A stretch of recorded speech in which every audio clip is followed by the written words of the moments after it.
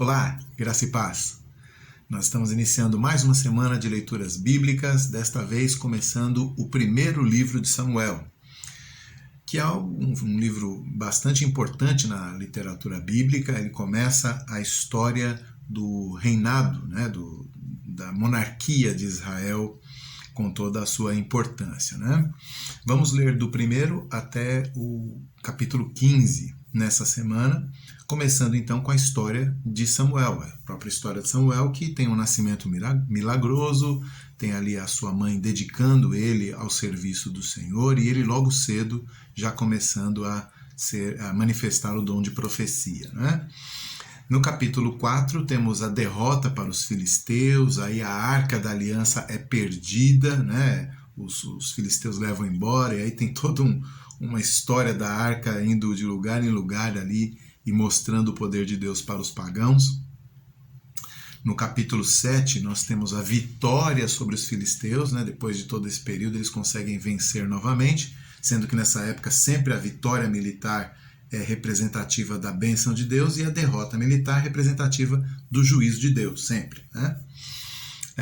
O povo então pede um novo rei, no capítulo 8, Samuel liderou a vitória, mas o povo quer um rei, não basta apenas um profeta ou um juiz, como Samuel desempenhava o papel ali, e isso dá então um ensejo para a ascensão de Saul, o primeiro rei de Israel. Do capítulo 9 até o 11, nós vemos ele sendo escolhido pelo Senhor, ungido por Samuel e finalmente sendo reconhecido pelo povo a partir das suas vitórias militares. No capítulo 12 tem o discurso de Samuel a respeito da monarquia. No capítulo 13, ou seja, logo em seguida, já tem o pecado e a rejeição de Saul. Saul, o rei, acaba metendo os pés pelas mãos, ele se antecipa e pega um pouco da função do sacerdote, que não era dele, e isso demonstra já um sinal de que ele não é digno do cargo.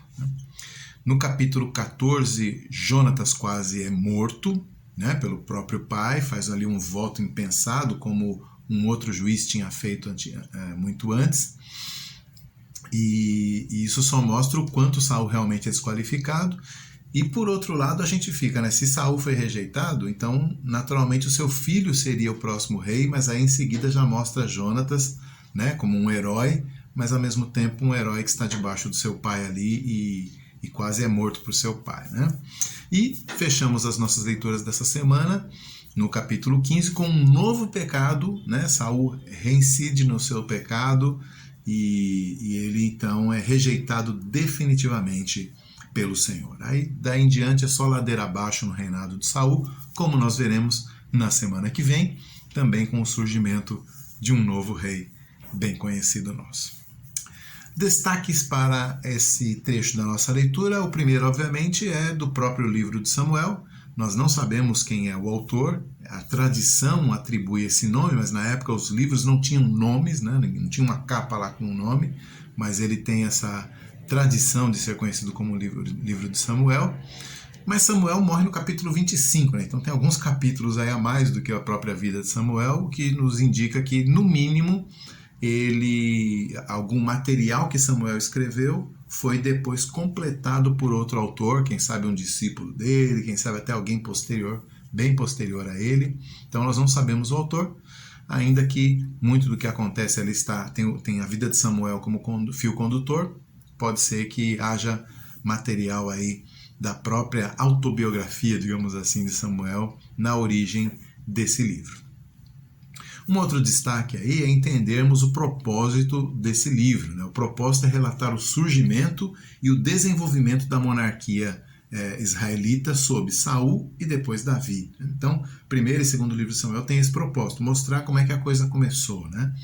E isso é importante, historicamente. Nós, como cristãos, nós entendemos que as coisas que a Bíblia conta, elas realmente aconteceram, mas a gente tem que também entender que não é um livro de história.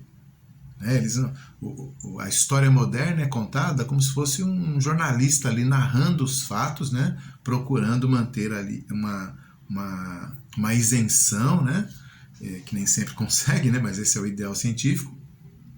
E ele então vai relatando as coisas conforme elas aconteceram, né? Na ordem cronológica e tudo mais. Na época não era assim que se fazia e na Bíblia também não é, né? O que os historiadores sagrados fazem, né? Tanto esse autor aqui que nós não sabemos quem é, como, por exemplo, Lucas depois em Atos, né? Os historiadores sagrados não têm essa pretensão de apresentar apenas os fatos. É como se fosse um sermão mesmo, né? Um sermão baseado no que Deus fez na história. Então o objetivo, de fato, é mandar uma mensagem, né? Eu quero transmitir uma mensagem. Então, ele não faz uma apresentação neutra dos fatos. Ele, na verdade, seleciona as informações que vão ser mais úteis para a mensagem que ele quer passar. Isso vai ficar bem claro quando nós, mais para frente, lermos o livro dos Reis, primeiro e segundo livro dos Reis, e depois lermos o livro de Crônicas, primeiro e segundo livro de Crônicas.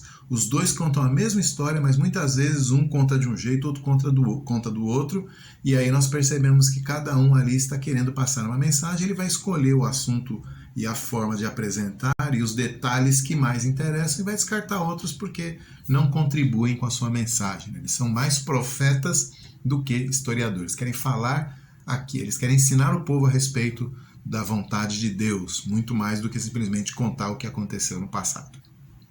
Bom, 3 destaques também em relação à teologia, né? Como é que a gente interpreta essas histórias, né? 3 destaques em relação à teologia desse trecho que nós estamos lendo. O primeiro deles é o filho da estéril. Nas nossas leituras a gente já se acostumou a saber que uma mulher sem filhos numa história provavelmente vai ter alguma surpresa mais para frente, né? São várias, já começando obviamente de Sarai, que era estéril e já tinha uma idade avançada, né? 75 anos, quando finalmente ela tem o seu filho Isaac. Então ali foi uma intervenção de Deus, ela até ri, né? Mas onde já se viu alguém da minha idade ter filhos e tal? E isso se repete depois com Rebeca, depois com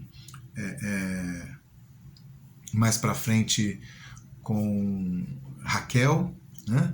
E assim por diante. E agora, no nosso livro, novamente, uma mulher estéril chora diante do Senhor e recebe a bênção de uma gravidez milagrosa, né? E no caso, então, nasce um profeta do Senhor, que é um ciclo de histórias, né? Que vai terminar ou vai culminar com uma virgem, né? Que sem relações com um homem engravida milagrosamente do próprio Filho de Deus. Então é uma antecipação, né? A gente vai caminhando e vai vendo Deus agindo na vida dessas grávidas, né? Dessas estéreis que se tornam grávidas e mães, e aí finalmente nós temos o ápice dessa história lá em Mateus e Lucas, né? Então o Deus que faz a mulher estéril viver em família, né? Uma imagem que vai se repetindo e repetindo até que isso aconteça de maneira plena com Jesus. Bem importante isso. Um segundo destaque em relação à teologia do nosso texto é que a arca é perdida, né? A arca é perdida lá no capítulo 4, ela dá uma passeada lá entre os pagãos, do capítulo 5 e 6, até que ela volta para o povo de Israel, mas fica num canto lá, numa aldeia na periferia. Só Davi, muitos anos depois, né, décadas depois, é que vai trazer a arca para Jerusalém, né, e vai manter ali em Jerusalém, até que depois Salomão é que possa fazer um templo para abrigar a arca e, portanto, ser a casa de Deus, né, como o texto diz.